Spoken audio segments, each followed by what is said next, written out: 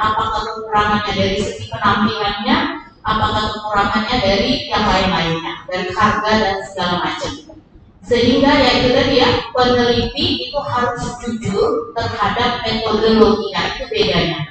Ya, jadi beda dengan koki atau set. Kalau koki dia boleh merahasiakan, boleh mempatenkan metodologinya. Kalau ada yang pakai, kena haki, ya, kena hak paten, harus bayar. Nah, peneliti juga sebenarnya boleh, ya, boleh saja, tapi mempatenkan kalau misalnya memang dirasa ini memang penemuan yang benar-benar bagus dan membuka tabir ilmu pengetahuan. Tetapi tentunya perkembangan ilmu pengetahuan pasti akan ada muncul metode yang baru.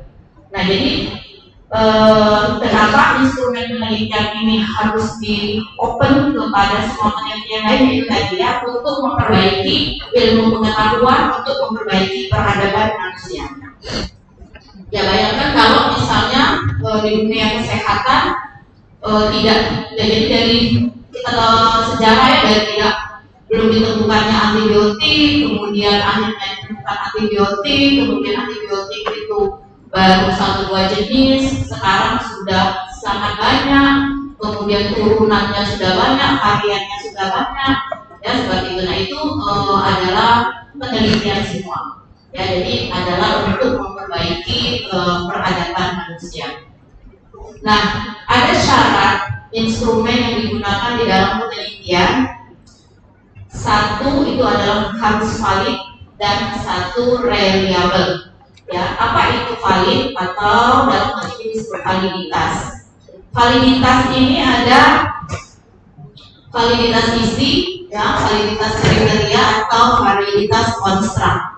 Jadi nanti misalnya ada suatu kuesioner, saya ingin mengembangkan kuesioner misalnya mengukur tingkat apa ya, misalnya tingkat pengetahuan tentang obat atau tingkat pengetahuan atau persepsi mahasiswa misalnya tentang dosennya, ya. Nah, ini dibuatlah kuesioner yang berisi 50 pertanyaan.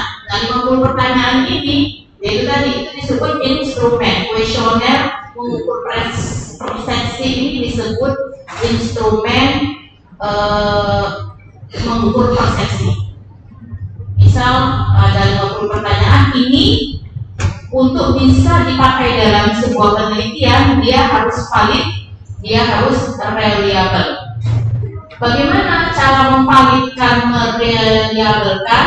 Nah, ini harus diuji cobakan di responden atau di objek yang akan diteliti, tetapi di luar sampel yang dipakai, ya. Nah,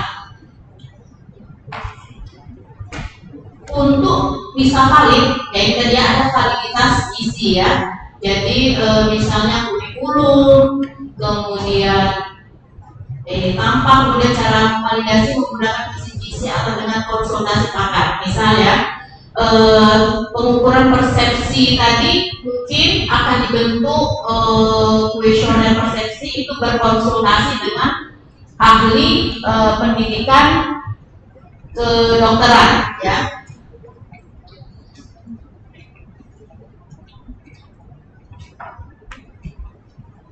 Nah, berkonsultasi dengan ahli pendidikan kedokteran. Jadi menurut ahli pendidikan kedokteran, oh, apa itu kuesioner kamu sudah bagus.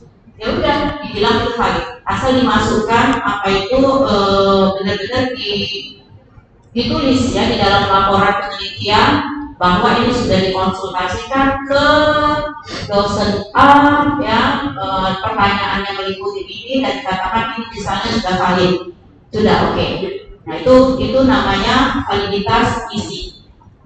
Ada yang namanya validitas kriteria. Nah, ini yang menggunakan rumus-rumus, ya, menggunakan tabel hitung yang diuji cobakan ke paling tidak 30 sampel. Ya, misalnya ada kuesioner yang berisi tadi misalnya 50 pertanyaan, kita uji cobakan ke 30 responden, kemudian dihitung, ya, dihitung. Kemudian ada yang namanya nilai tabel, ada namanya nilai hitung, berarti ya hasil hitung. Nah itu nanti dibandingkan. Nah bagaimana menentukannya itu kita lihat korelasi produk momen. Ini ada, jadi ada. Ini namanya validasi kriteria. Yang ketiga ini adalah validasi validitas konstruk ya. Cara validitas dengan mengkorelasikan skor butir dengan skor total. Nah ini validasi kriteria dan konstruk ini mirip. Nah yang sering dicantumkan pada penelitian itu adalah validitas kontrak dan kriteria ini. Karena itu yang menjadi dasar. Jadi kalau misalnya kalian saya pakai kuesioner yang sudah ada aja, pakai penelitian orang yang sudah valid boleh, asal kalian dicantumkan oleh penelitian siapa, nilai validitasnya berapa, nilai reliabilitasnya berapa. Ya seperti itu. Nah ini kalau dari validitas ini reliabilitas. Ya, jadi ini adalah konsistensi internal ya, data nominal atau nominal ya. Ya ini juga ada hitung-hitungannya ya. Kemudian ya nanti kalau kalian sudah penelitian, ya minimal kalian tahu oh dalam penelitian itu ada variabel itu disebut variabel itu kalau datanya bervariasi. Untuk mengukur variabel ada instrumen ya. Untuk dikatakan instrumen yang baik ada nilai validitas dan harus valid dan harus reliable. Nah untuk mengukur valid reliable itu ya ada lagi alat ukurnya ya seperti itu. Ya jadi kalau misalnya contohnya aja misalnya timbangan itu disebut reliable kalau dia konsisten 1 kilo ya di apa itu mengukurnya 1 kilo. Jangan nanti sekali ini 1 kilo terukur 1 kilo besok 1 kilo terukur hanya 9 on misalnya. Nah itu tidak reliable, dia tidak konsisten. Artinya timbangannya udah error. Ya seperti itu namanya alat ukurnya artinya tidak reliable. Ya jadi reliable itu adalah konsistensi. Nanti di ilustrasi gambar belakang ada. Nah bagaimana pemilihan instrumen penelitian ya.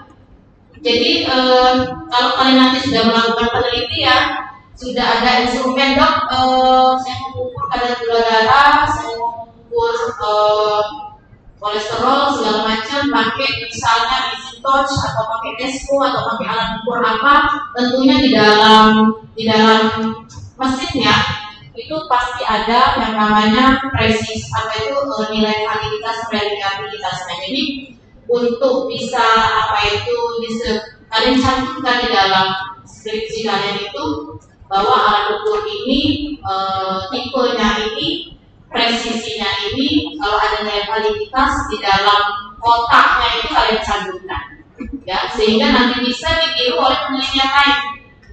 Maksud ditiru itu bukan plagiasi ya, tetapi ya tadi ya penelitian itu sifatnya adalah untuk memperbaiki ilmu pengetahuan peradaban. Jadi jangan nanti kita itu ternyata lebih jelek dibanding peneliti sebelumnya ya. Penelitian itu sifatnya mahal ya karena ada usaha, ada metode yang jujur di situ. Kalau tidak menghasilkan sesuatu yang lebih baik berbazir ya seperti itu. Jadi kalau kalian pakai alat misalnya alat pengukur tinggi badan, cantumkan mereknya ya, cantumkan tingkat akurasinya. Misalnya tingkat akurasinya 0,00 berapa ya seperti itu. Jadi penelitiannya berapa? Itu yang kalian cantumkan. Termasuk misalnya pengukuran urin atau pengukuran darah itu dicantumkan. Itu biasanya di mesinnya atau di alatnya itu di petunjuk manualnya itu ada. Itu ya. Nah jadi nomor 1 boleh menggunakan instrumen yang sudah resmi atau baku. Termasuk misal untuk mengukur apa itu timbangan misalnya menggunakan timbangan dengan merek sekian sudah itu sudah baku bisa. Tinggi badan dengan mikrotois itu sudah baku ya. Nah itu silakan saja ya. Atau misalnya mengukur kolesterol sudah dengan alat apa itu sudah baku. Jadi kalian nggak usah lagi harus memvalidasi atau menguji reliabilitasnya ya. Yang kedua, kalau tidak ada ternyata penelitian saya ini termasuk baru, ya. Ada instrumen penelitian yang lain, misalnya itu mengukur persepsi tapi di kalangan anak SMP, sementara saya mengadopsinya di kalangan mahasiswa. Nah itu kan beda ya, beda jenjang umur. Anak SMP itu remaja awal, sementara mahasiswa itu remaja akhir. Berbeda dong, apa itu daya terima kuesioner dari seorang remaja awal dengan remaja akhir. Nah ini artinya kuesioner yang sudah ada itu harus kalian sedikit modifikasi. Ya, sedikit modifikasi. Ya, ini namanya modifikasi instrumen yang sudah ada atau sudah digunakan sebelumnya. Nah, modifikasi ini ya lagi-lagi ya harus divalidasi ya dan diukur reliabilitasnya. Ya, seperti itu. Kemudian bisa saja yang ketiga ya itu pengembangan instrumen untuk mengumpulkan data penelitian ya. Nah, ini benar-benar mengembangkan kuesioner kuesioner atau alat ukur yang sesuai dengan tujuan penelitian kalian untuk mengukur variabel. Nah ini kalau benar-benar baru tentunya harus diukur ya. Dan di bidang gizi itu sangat sering namanya muncul instrumen baru. Yang paling sering muncul itu yang mengukur tingkat pengetahuan gizi. Sudah ada penelitian tentang tingkat pengetahuan gizi pada remaja, mau meneliti tingkat pengetahuan gizi pada ibu hamil. Berbeda ya, berbeda apa itu respondennya maka dibuat. Sudah ada pada remaja pada ibu hamil, mau ukur pada anak-anak. Berbeda lagi ya, seperti itu. Maka harus diukur kembali validitas reliabilitasnya seperti itu. Nah jadi itu ya, jadi kalau ada yang sama boleh ya, yang ada yang sama itu kalian pakai yang nomor 1. Nah, instrumen itu berdasarkan wujudnya ya. Ada software. Software itu contohnya ya tadi ya, kuesioner, rating scale, ya, wawancara, checklist dan sebagainya. Sedangkan kalau hardware itu termometer, ya, pH meter, open timbangan, kemudian spektrofotometer dan sebagainya. Jadi pakai yang atas sama yang dia mengukur.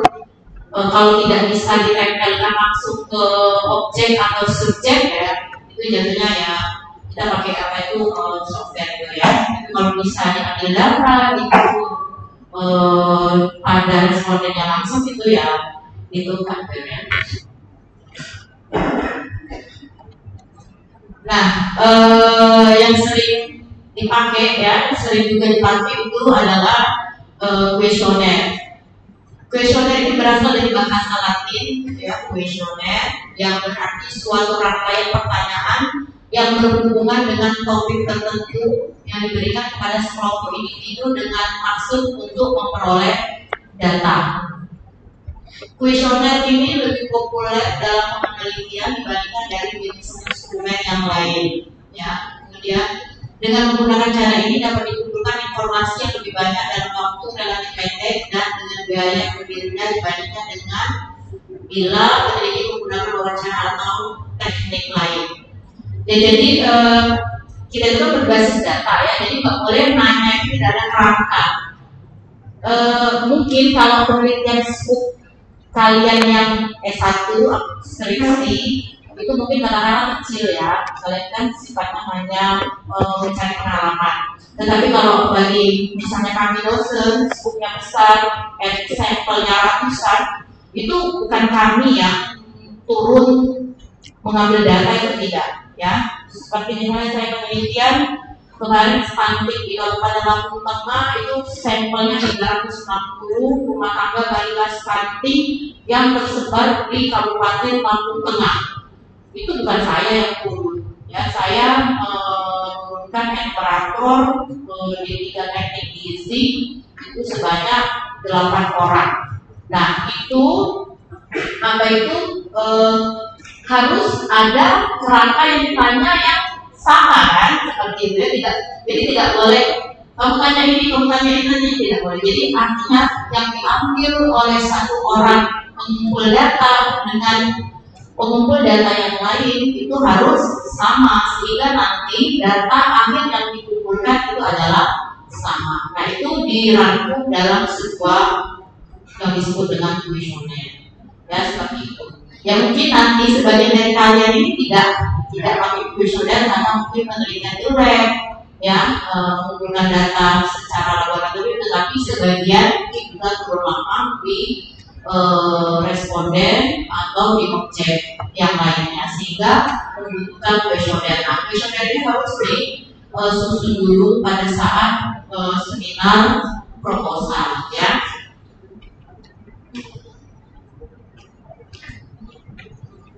Nah, jadi tujuan kuesioner ini ya kita lihat agar data yang dikumpulkan antara satu pengumpul data dengan pengumpul data yang lain itu sama dan sesuai dengan tujuan penelitian. Yang merancang kuesioner siapa? Yang peneliti. Ya, peneliti merancang kuesioner. Seperti yang kemarin kuesioner saya itu sampai 15 halaman. Apa saja yang ditanya di situ?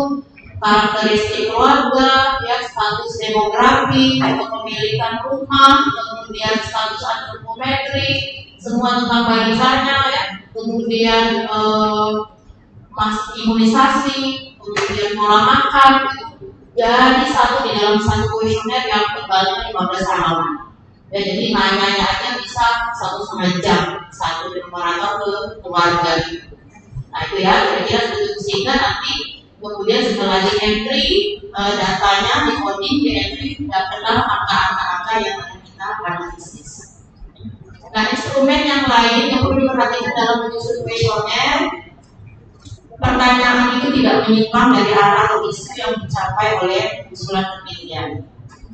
Ya, jadi sebaiknya sebelum kuesioner itu dipakai harus ada namanya satu coaching enumerator, ya. Jadi pelatihan enumerator. Jadi enumerator itu dipaparkan dulu dengan kuesioner yang akan dipakai. Ya, mereka paham tidak isinya, jangan langsung diberikan. Kemudian mereka dicobakan turun ke 2 responden masing-masing. Karena terkadang yang kita susun itu tidak ditangkap oleh calon responden kita. Ini maksudnya apa? Ini ambigu, ini bahasanya tidak dikenal. Nah, itu dibenerin. Ya, jadi ada coaching enumerator dan ada uji coba kuesioner. Nah, setelah uji coba kuesioner ada perbaikan, ya, baik dari susunan kata atau maksud dari salah satu pertanyaan yang harus dibenerin. Nah, itu baru nanti setelah dianggap fix baru benar-benar dipakai dalam suatu penelitian, ya. Yang kedua, pertanyaan tidaknya taktis strategis. Nah, ini pertanyaan harus jelas rumusannya. Pertanyaan perhatikan arah yang akan dicapai dengan jelas, kemudian tentukan apakah menjadi tipe pertanyaan terbuka untuk atau kombinasi keduanya. Jadi tadi ya, kita coba dulu kuesionernya ke komunitas yang kirim. Misalnya saya dulu mau mengukur tingkat pengetahuan gizi remaja SMA di suatu wilayah kerja puskesmas A. Saya uji dicobakan kuesioner, ya jangan di wilayah kerja puskesmas A karena itu menjadi target sampel, tapi kita di luar wilayah kerja puskesmas A, terserah dimanapun. Nah, dari situ ternyata ada perbaikan makna, kata-kata, susunan, ya, dan lain-lain. Ya, seperti itu baru, setelah itu diperbaiki, baru nanti setelah perbaikan baru dipakai sebagai kuesioner penelitian. Buat pertanyaan dari yang ringan, kemudian bertahap, susunan pertanyaan dengan bahasa yang mudah dipahami, sesuaikan bahasa pertanyaan dengan responden. Misal, mau mengukur tingkat pengetahuan ibu tentang pola makan balita pada ibu-ibu yang suatu daerah yang katakanlah tingkat pendidikannya SD SMP rata-rata. Ya berbeda dong menyusun pertanyaannya untuk mahasiswa EK yang A, B, C, D, E. Jadi kalau untuk yang orang awam cukup A, B, C saja, bahasanya bahasa awam, ya seperti itu. Jadi jangan pakai bahasa-bahasa kedokteran, bahasa-bahasa nanti ya yang tidak dipahami. Jadi takutlah bahasa yang dipahami oleh calon responden kita. Jika menggunakan tipe pertanyaan tertentu, maka ada 3 pertanyaan identifikasi dan beri kode memudahkan saat mengolah data. Ya, ada yang namanya analisis kuesioner ya. Analisis kuesioner. Jadi misal saya kembali mencontohkan penelitian saya ada 20 pertanyaan untuk menggali tentang pengetahuan gizi remaja. Ya, dari 20 pertanyaan itu mau dianalisis. Pertanyaan mana sih yang paling mereka tidak tahu? Nah, maka itu tadi ya, soal 1 yang jawab A berapa orang, jawab B berapa, jawab C berapa, terus sampai 20 pertanyaan. Nah, itu nanti yang mengentrinya, yang codingnya itu yang operator.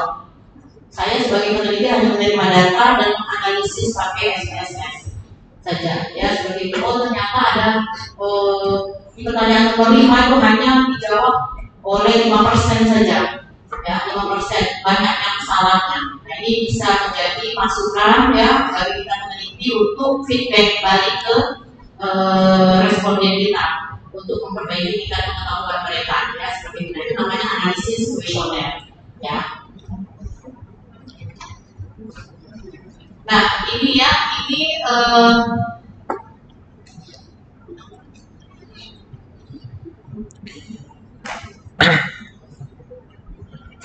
namanya variabel ya, variabel definisi operasional. Nah, ini ya, instrumen itu gimana ya, cara ukur ini ya, cara ukur ini. Jadi misal status anemia ya, status anemia definisi operasional ya, ini dari cara ukurnya apa, pakai HB analyzer. Jadi ini yang namanya definisi operasional adalah definisi yang dipakai pada penelitian kalian. Apakah sama antara satu peneliti dengan peneliti yang lain? Definisi operasional sama atau tidak? Bisa sama, bisa tidak ya. Contoh misal status anemia. Menurut saya status anemia ini kadar HB dalam darah yang diukur dengan HB analyzer bila kurang dari 12,9%. Sementara menurut dokter Dian, status anemia dia ukur dengan melihat apakah konjungtivanya anemis atau tidak. Dia tidak memakai HB analyzer. Dia hanya melihat gejala klinis. Kalau dilihatnya konjungtivanya anemis, anemia. Kalau tidak anemis, dia bilang tidak anemia. Menurut Pak Sofian, ya, menurut saya status anemia yang saya pakai dalam penelitian saya mau melihat status transferin, serum transferinnya. Apabila serum transferinnya tinggi, saya bilang dia tidak anemia. Tapi kalau status transferin serum simpanan darah di dalam darahnya itu rendah, maka saya sebut dia dengan anemia. Ya, seperti itu. Nah, jadi yaitu tadi ya, kalau kalian mencantumkan tentang definisi operasional, pakailah yang dipakai pada penelitian kalian. Tidak sama. Ya, belum tentu sama. Bisa sama, bisa tidak. Tapi yang dipakai pada penelitian kalian apa? Ya, kalau saya misalnya pakai kadar HB, dokter Dian pakai gejala klinis, konjungtiva anemis atau tidak anemis. Pak Sofian pakai misalnya kadar transferin serum dan lain-lain. Ya, nah ini yang cara ukur. Instrumen ini dicampurkan di cara ukur. Nah, ini konsumsi zat besi. Kalau saya misalnya pakai kuesioner SQ-SNQ, mungkin dokter Dian pakai food recall 2 kali 24 jam. Mungkin Pak Sofian pakai misalnya food record atau food history. Silakan saja. Ya, jadi instrumen penelitian boleh berbeda-berbeda, tetapi ya itu sudah valid. SQ-SNQ formatnya sudah valid. Food recall 2 kali 24 jam formatnya sudah valid, sudah reliable, seluruh dunia pakai itu. Ya, food history juga seperti itu. Ya, seperti itu. Nah, jadi ini kemudian misalnya pengetahuan gizi remaja, ya, ini pakai kuesioner. Ya, silakan saja. Ya. Kalau ini mungkin saya mengembangkan sendiri, tapi mungkin ada yang pakai kuesioner punya penelitian lain. Sikat gizi pun seperti itu. Ya, seperti itu. Jadi instrumen penelitian pada penelitian kualitatif ini dicantumkan kita beli di definisi operasional itu adalah di cara ukurnya. Ya. Cara ukur ini pun bisa beda, walaupun sama-sama KB bisa jadi ya. Harusnya ini lebih detail lagi ya. Yang KB analyzer ini pakai alat apa? Ya, mereknya apa? Kualifikasinya apa? Mereknya apa? Tipenya apa? Karena ini KB analyzer ini sangat banyak. Ada yang tipe stick yang seperti EasyTouch atau Nesco yang ditusuk di jari, kemudian diteteskan, tapi ada yang memang mengambil dari vena, darah vena, ya. Nah itu harusnya dicantumkan di sini, ya. Karena apa? Kalau KB yang pakai stick yang diteteskan di apa itu di alatnya itu biasnya sangat besar. Ya, biasanya sangat besar. Tetapi kalau ukuran HP dengan menggunakan darah vena, ya, kemudian memakai mesin elektroforesa, nah itu yang paling. Nah, harusnya kekurangan di sini harusnya dicantumkan ini. Ya, HP analyzer itu apa? Ya, alatnya apa? Harusnya dipikirkan di sini. Sehingga nanti ya saya pernah ini melakukan status anemia ini pakai stick ya, yang cepat itu secara klinis harusnya 60% anemia, tetapi karena saya pakai stick hanya dapat sekitar 19%, itu artinya biasanya sangat besar. Nah, dalam menganalisis hasil penelitian, nah itu yang menjadi pertimbangan bahwa ada kekurangan dalam penelitian ini, bahwa HB analysis yang dipakai itu adalah tipe plastik.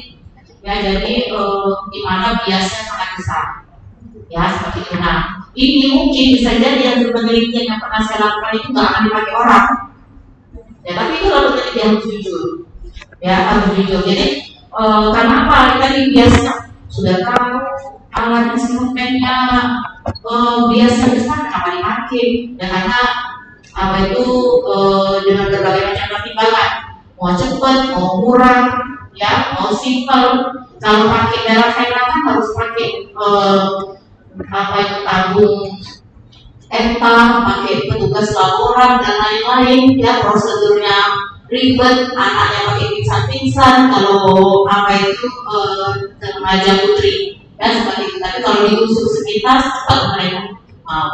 Ya, jadi sangat banyak halangan kalau penelitian lapang. Ya, tetapi itu tadi ya, pemilihan itu akhirnya menentukan validitas data yang kita pakai.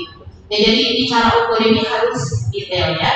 Dan biasanya di dalam seminar proposal penelitian nanti dilampirkan metode apa itu kuesioner yang dipakai itu apa, ya seperti itu. Termasuk misalnya kalau kalian di misalnya pengukuran kadar kolesterol, gula darah dan lain-lain itu pakai mesinnya apa, ya mesinnya apa, tipenya apa, karena itu benar-benar menentukan. Ternyata mesin yang kalian pakai itu sudah jatuh, sudah 30 tahun yang lalu, ya padahal ada alat yang terbaru. Nah itu tentunya akan menjadi pertimbangan bagi peneliti yang lainnya. Ya, jadi itu ya, jadi instrumen penelitian itu kalau di tabel definisi operasional itu ada di cara ukur. Nah ini ya alat ukur ini mikronoise ya. Nah, mikronoise ini sudah valid ya, itu. Kemudian ini tingkat kepatuhan. Tingkat kepatuhan ini bagaimana sih kepatuhan apa itu mengkonsumsi tablet tambah darah? Ya, cara ukurnya bagaimana ya? Ini menghitung jumlah tablet tambah darah yang tersisa, kemudian membuat persentase jumlah tablet darah yang dikonsumsi. Nah ini apa itu metode mencetak atau melapor atau report. Nah ini suatu yaitu tidak ada alat yang ditempel di ibu hamil itu ketahuan nih ibunya bohong. Nggak ada kan alat mengukur apa itu kebohongan yang paling muncul angka, kebohongannya 40%, kebohongannya 100%, itu tidak ada. Jadi kan ini berdasarkan laporan dari respondennya langsung. Nah ini ya, ini adalah cara ukurnya. ketersediaan sumber zat besi di dalam keluarga ya. Ini ada formulir household food record. Nah, jadi mereka melaporkan sendiri. Nah, ini jadi dari tabel-tabel definisi operasional ini saya mau berikan kepada kalian bahwa instrumen penelitian itu sangat banyak. Ya, instrumen penelitian bisa berupa dari hardware, motoris, timbangan, ya atau berupa kuesioner yang sudah valid atau kuesioner pengembangan.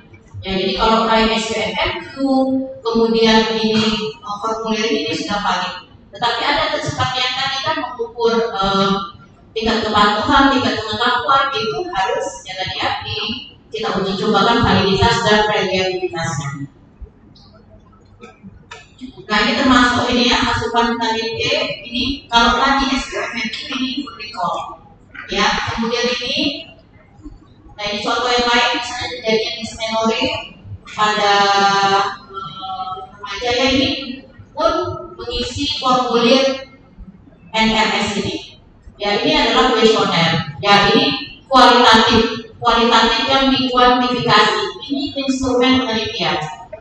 Nyeri sangat berat, nyeri sedang, nyeri ringan, tidak nyeri, ya ini pengukuran dysmenorrhea, pengukuran kecemasan, pengukuran tingkat dan lain-lain. Jadi adalah kualitatif dan kuantifikasi. Tidak ada alat yang ditempelkan di di suprabubik misalnya untuk mengukur tingkat kenyerian seorang yang lagi menstruasi, itu tidak ada.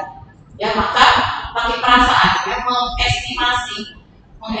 Nah, ini disebut juga adalah instrumen. Ya, jadi saya mau memperkenalkan ke kalian bahwa instrumen itu sangat banyak. Tadi ada hardware, ada software, ya, kemudian ada yang sudah tervalidasi, kayak food recall itu sudah tervalidasi, ini juga sudah tervalidasi. Ya, jadi nanti ada banyak pertanyaan, ya seperti itu, nanti ujung-ujungnya dikategorikan seperti ini. Ya, nah ini sudah tervalidasi, kalian cantumkan nanti di dalam proposal penelitiannya berapa nilai validitas dan reliabilitasnya. Ini tingkat aktivitas fisik. Ya, ini juga tingkat aktivitas fisik ini tidak ada alat yang ditempelkan ke individu. Oh, aktivitas fisiknya tidak aktif, ya, baik, tidak ada. Jadi ya diukur bagaimana mengestimasi tingkat aktivitas fisik ya. Apakah dilihat dari sedentary lifestyle atau memang geraknya benar seperti itu, atau misalnya bagian senam olahraga dilihat dari jumlah langkah, dari jam tangannya. Oke, nggak apa-apa. Jadi misalnya saya mau menghubungkan jumlah langkah mahasiswa FK dengan tingkat kebugaran, ya pada kondisi padat perkuliahan dari bulan sekian ke bulan sekian. Laporan, ya. Oh, rata-rata mahasiswa FK yang dengan praktikum, dengan CS-nya, dengan tutor itu sehari rata-rata berapa ribu langkah, kemudian dites tingkat kebugaran fisiknya dengan 4 step. Oh, ternyata tidak bugar semua atau bugar semua. Ya, seperti itu silakan saja, ya, boleh saja. Nah itu dilihat ya. Nah itu contoh mengukur tingkat aktivitas. Yang lain lagi misalnya ini pola asuh kebersihan diri. Nah ini adalah kuesioner pola asuh. Ya seperti itu. Nah ini bagaimana? Jadi alat ukurnya, instrumennya kuesioner pola asuh. Nah ini harus biasanya di validitas kalau tidak ada instrumen yang memang sudah lalu. Nah itu tadi contoh-contoh instrumen penelitian ya. Contoh-contoh instrumen penelitian baik yang hardware, software yang sudah tervaliditas atau yang belum, yang pengembangan. Nah selanjutnya ini skala ya. Skala ini ya tadi ya, kalau penelitian kualitatif tadi ya tingkat kepatuhan, tingkat kecemasan ya, atau tingkat kegembiraan misalnya penderita kanker stadium akhir dengan usia harapan hidupnya, yaitu pada itu bagaimana? Ya boleh saja ya, atau tingkat kecemasan atau dan lain-lain dengan usia harapan hidup itu kan sekarang menjadi isu yang lumayan baik ya, karena usia harapan hidup orang Indonesia kan sudah tinggi dan sudah banyak menjadi permasalahan sendiri ya untuk lansia. Nah ini bagaimana? Nah ini pakai variabel seperti itu adalah pakai skala, ya. Teknik skala digunakan dalam pengumpulan data. Ini akan memberikan hasil yang cukup berarti kalau peneliti dapat memiliki yang tepat sesuai dengan jenis data, ya, mempunyai kualitas yang tinggi. Ya ini tergantung dari pemilihannya, ya. Nah itu tadi. Kalau skalanya tadi ya, contohnya tadi.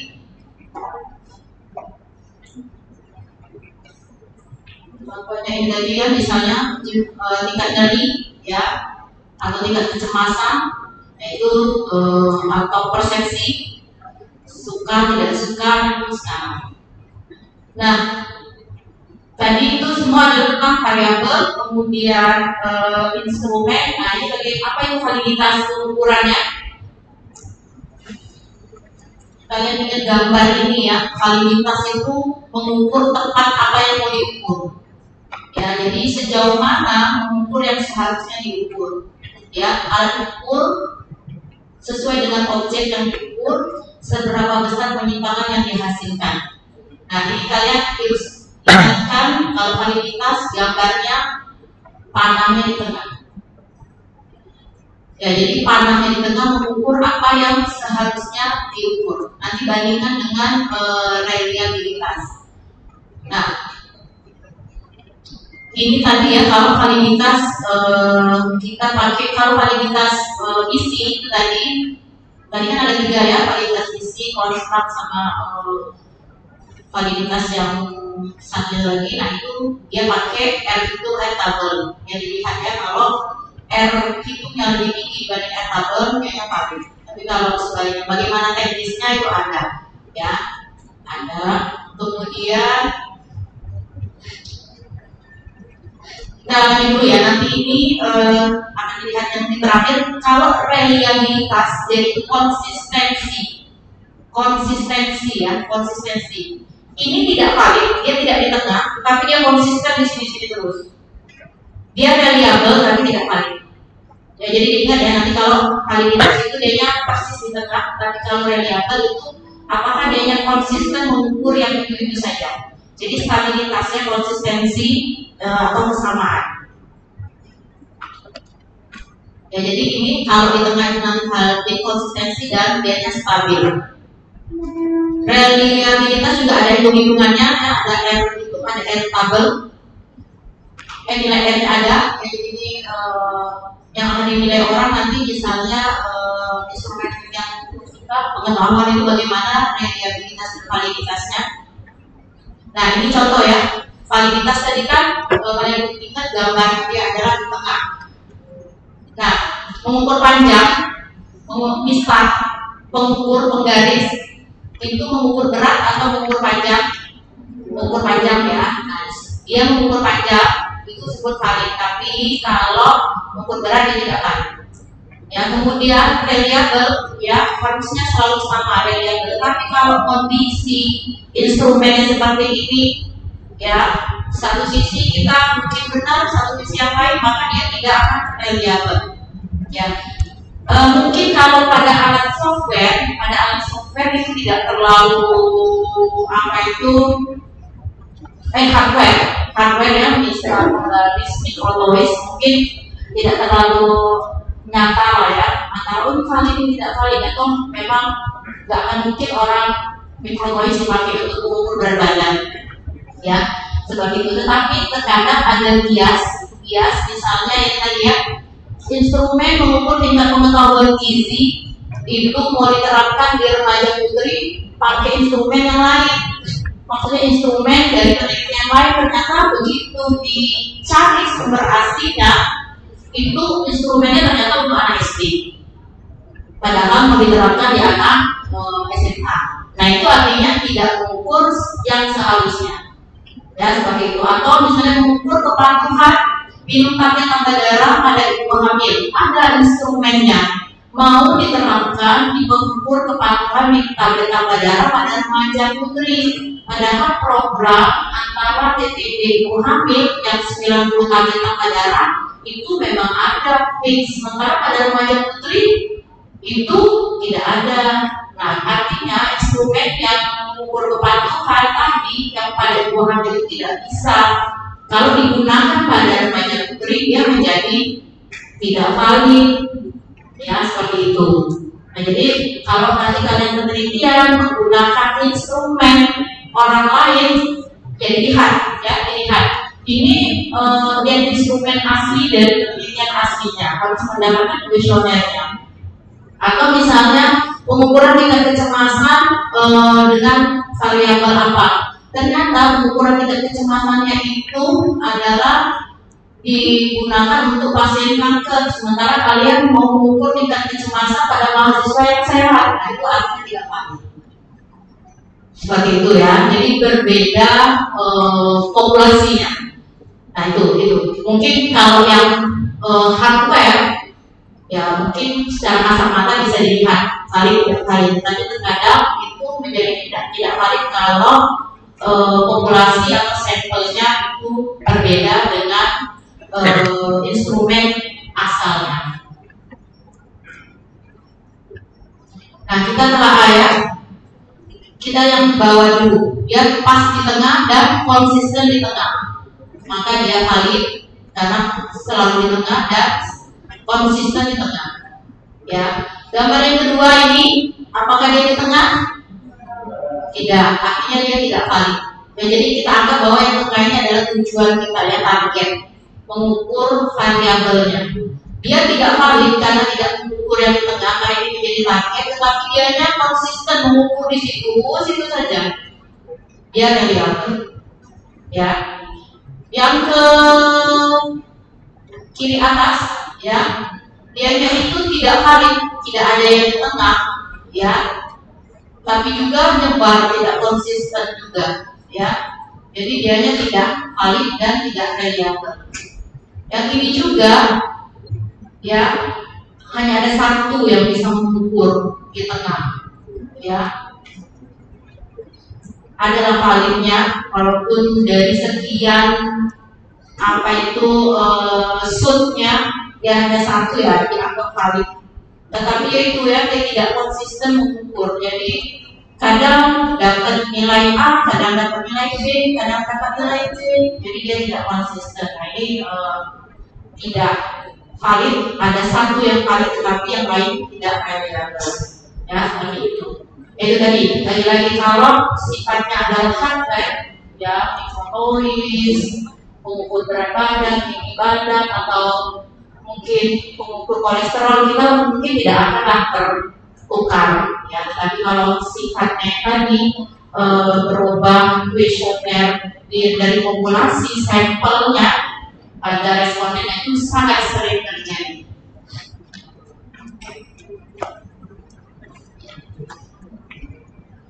Ya ini reliabilitas, validitas ini ada validitas internal, tadi ya validitas isi, kriteria, konstruk, ya. Kemudian ini reliabilitas, ada stabilitas, ada konsistensi, ya. Ya, disebut dianya valid kalau jadi kalau reliable dia konsisten. Setengah kilo terus. Ini kan 500 gram ya. Ya, terkadang timbangan di pasar itu yang pakai alat ukur ini lebih valid ya, lebih reliable karena benar-benar ya ini nggak akan terkikis makan waktu kan, kecuali dia jatuh kemudian gompel hilang sebagian sehingga beratnya tidak lagi 500 setengah kilo ya, tidak lagi setengah kilo. Nah ini jadi untuk membuat timbangan ini valid atau tidak, mengukur apa yang seharusnya diukur atau reliable atau tidak. Jadi ini apa itu divalidasi, ya divalidasi dengan ya ini alat ukur yang ini ya. Di tera. Jadi kalau kalian nanti pakai alat-alat ukur biasanya itu di tera. Ya jangan-jangan timbangannya itu sudah berubah, geser, sudah rusak. Yang harusnya mengukur 9 kilo jadi 8 kilo atau justru lebih dari itu. Nah itu ya terkait instrumen penelitian kuantitatif, kemudian reliabilitas dan validitas. Ada yang mau ditanyakan Silakan.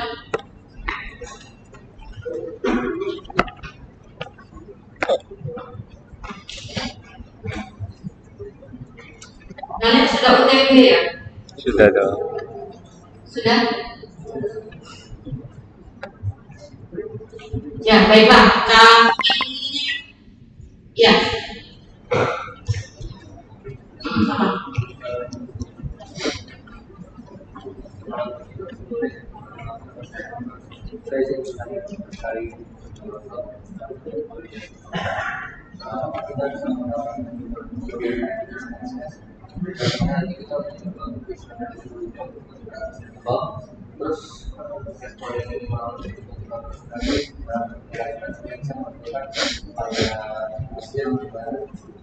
Kita tahu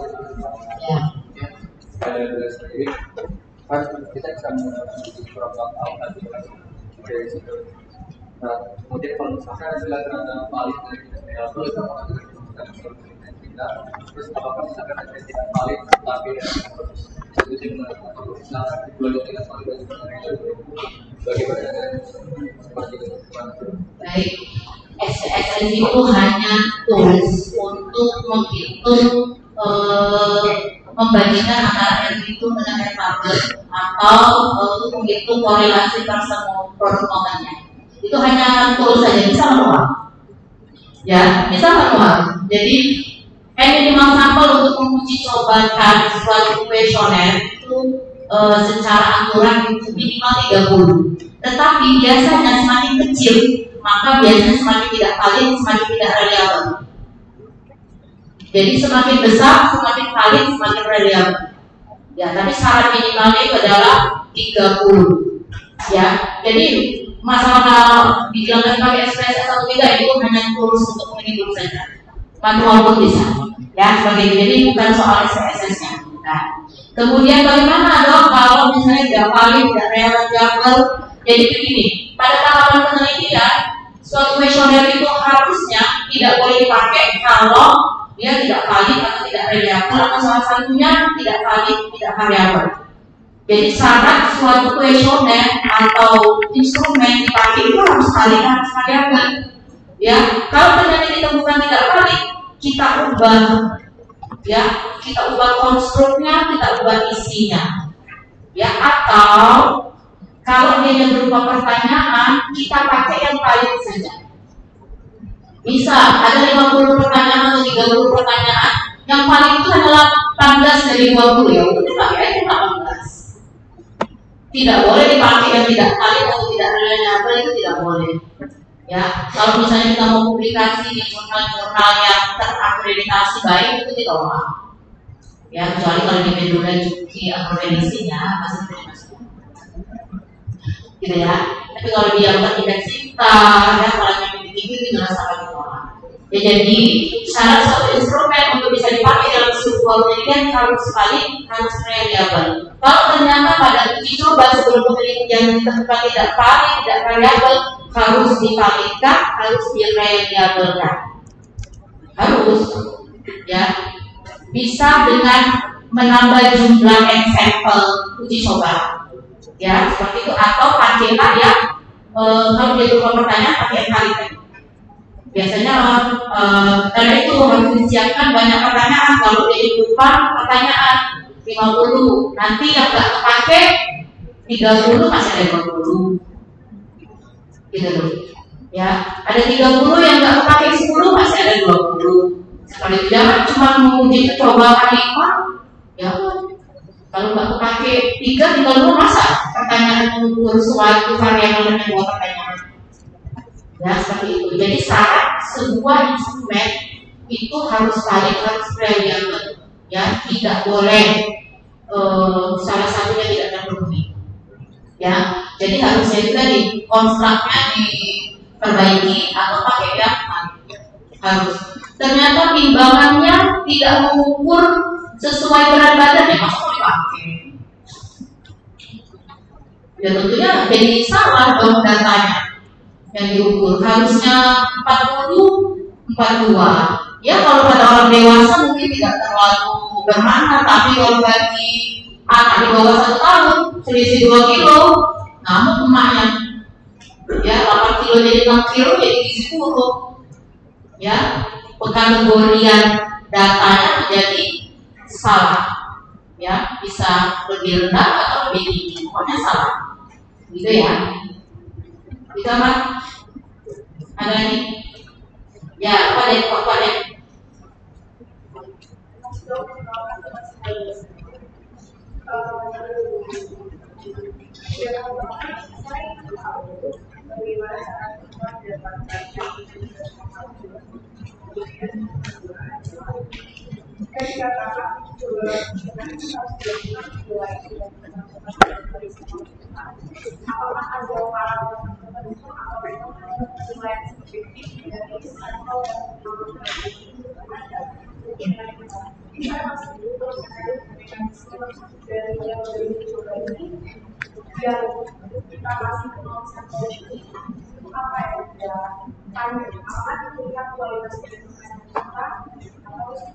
Ya, baik.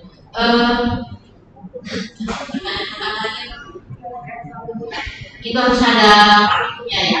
Jadi begini, misal nih pertanyaan tentang pengetahuan gizi, pengalaman saya saja ya.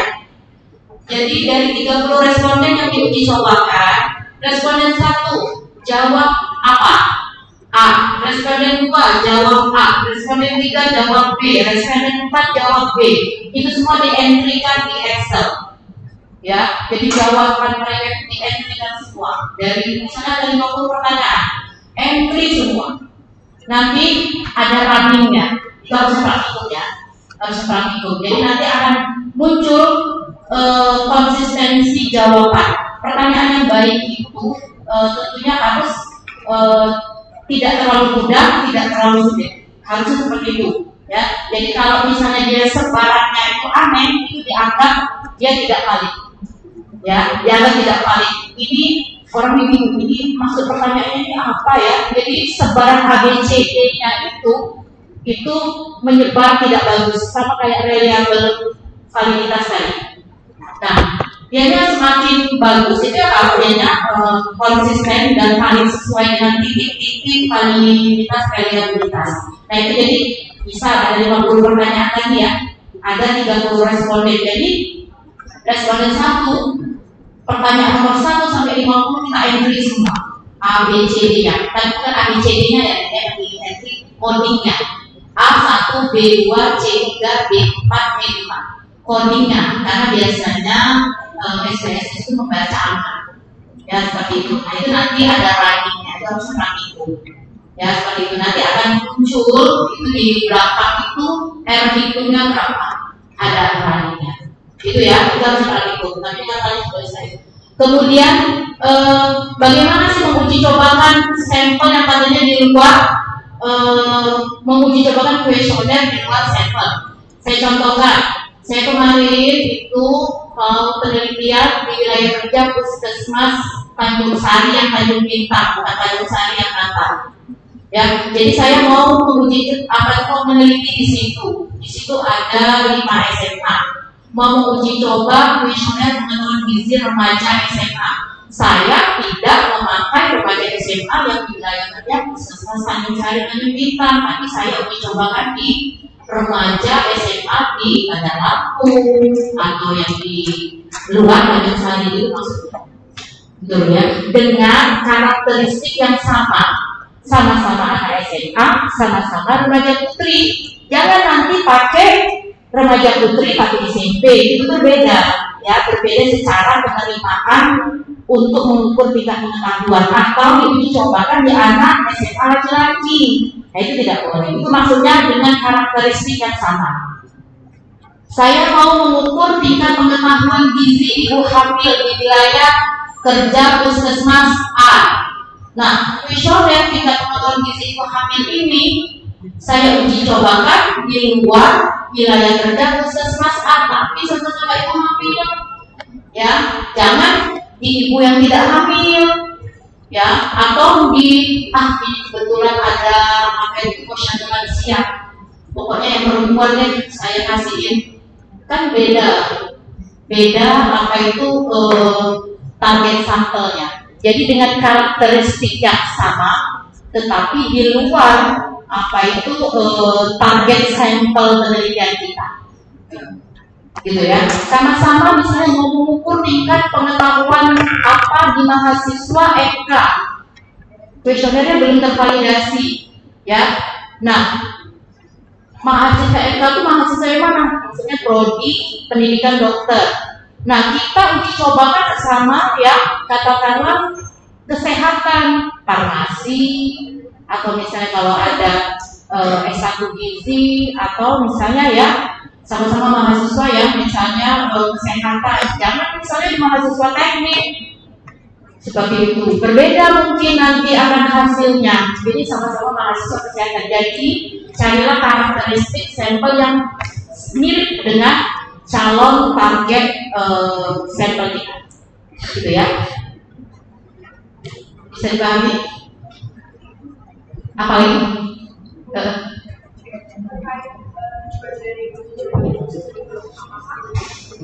Ketika kita melakukan sampel itu memastikan juga kualitas dari pertanyaan kita berarti atau memang untuk melihat hasil. Pertama, untuk melihat penerimaan kuesioner tadi ya, ternyata ada istilah yang menurut ibu-ibu ini apa sih? Nah, itu kita benerin. Atau bisa juga untuk uji coba validitas dan reliabilitas tadi. Atau ya bisa jadi tadi ya untuk perbaikan kuesioner dan lain-lain. Biasanya untuk penerimaan. Oh, mahasiswa juga paham nih dengan istilah HEP dan non-HEP, maka kita ganti istilah, misalnya HEP yang baik untuk zat besi, yang non-HEP yang tidak baik untuk zat besi, ya seperti itu. Nah itu kita ganti istilahnya biar besok-besok apabila kuesioner ini benar-benar dipakai, nggak lagi jadi repot para eksplorator untuk menerapkannya di target sampel kita. Ya, jadi untuk perbaikan kuesioner dan bisa sekalian untuk uji coba kuesioner. Uji coba kuesioner dalam artian validitas dan reliabilitas.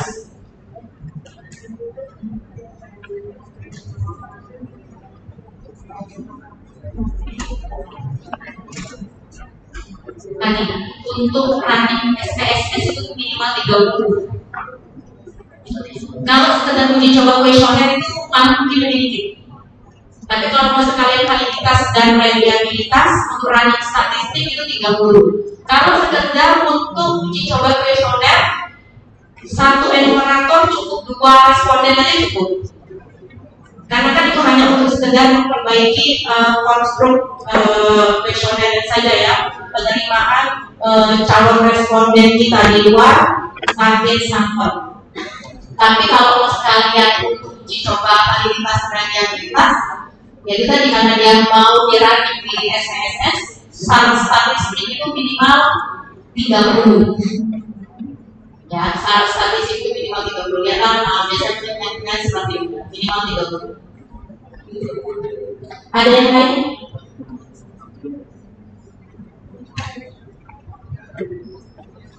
Ya,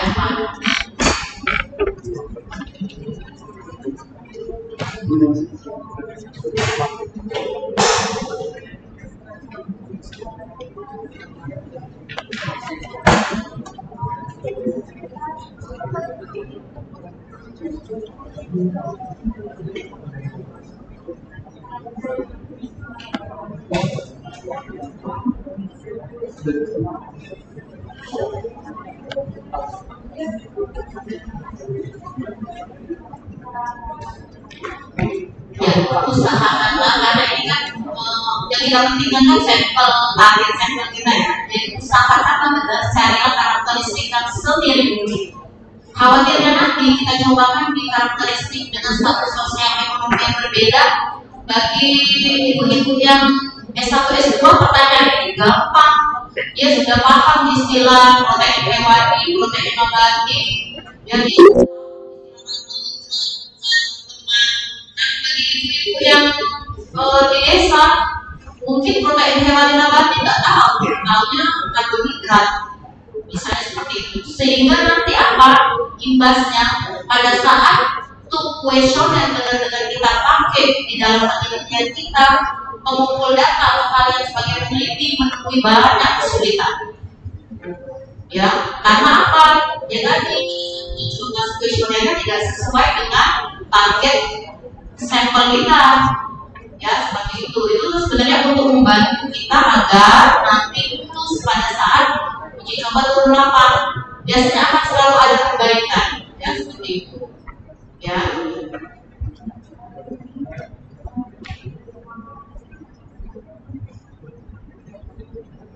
Kalau karakter ya seperti mungkin kalau jumlah ya tadi ya. Kalau sedang uji coba kuesioner satu mengumpul data itu ya minimal 2 atau minimal 10 lah kuesioner ya. Yang kalian uji coba kan 10 di karakteristik yang semirip mungkin. Tapi kalau pas kalian uji coba validitas untuk mengukur validitas dan reliabilitas ini 30. Ya, kalau uji coba kuesioner 10 aja udah lumayan.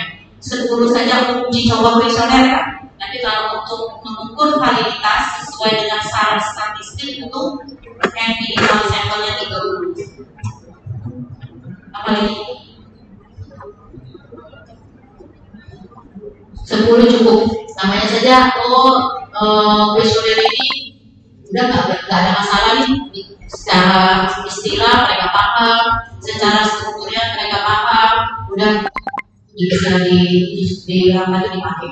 Itu kan hanya untuk penerimaan di calon sampel kita.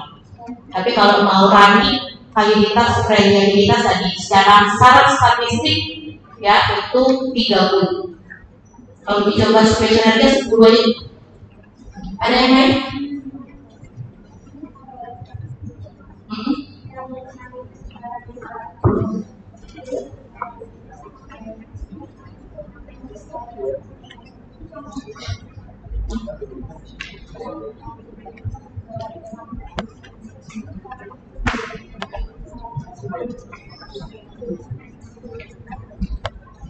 Kalau kuesioner sudah valid, nggak usah kalian validitas lagi.